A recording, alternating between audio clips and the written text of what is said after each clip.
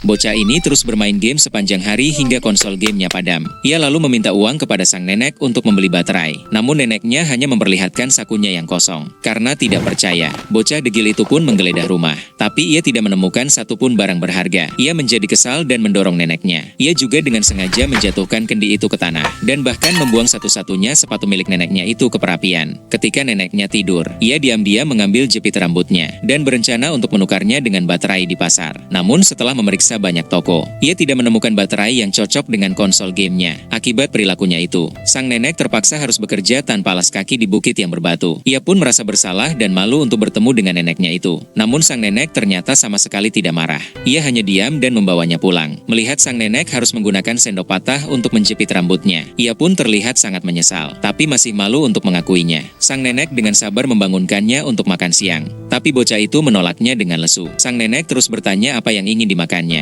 Mendadak ia pun menjadi bersemangat dan menjawab ingin makan KFC sambil menunjukkan fotonya. Dengan susah payah, sang nenek segera membawa sayuran ke pasar untuk menukarnya dengan ayam. Meski dalam perjalanan pulang hujan turun deras, tapi sang nenek terus berjalan demi menyenangkan hati cucunya itu. Setibanya di rumah, melihat bocah itu ketiduran, sang nenek dengan hati-hati menutupinya dengan selimut. Ia bahkan tidak mengganti pakaiannya dan pergi ke dapur untuk memasak ayam itu. Namun saat terbangun, bocah itu pun menangis melihat yang dimasak sang nenek ternyata adalah ayam rebus, bukan ayam goreng KFC seperti yang diharapkannya. Ia pun merajuk dan kembali melanjutkan tidurnya. Saat tengah malam ia terbangun karena kelaparan. Melihat ayam yang dimasak neneknya masih ada, diam-diam ia pun melahapnya sampai habis. Keesokan paginya, melihat neneknya tidak bangun dari tempat tidur, bocah itu pun menyadari bahwa sang nenek sedang sakit. Ia buru-buru menutupinya dengan selimut dan mengompres dahinya. Ia kemudian diam-diam mengembalikan jepit rambutnya. Hingga akhirnya ia pun menyadari bahwa neneknya yang sudah tua itu memang pantas untuk dirawat.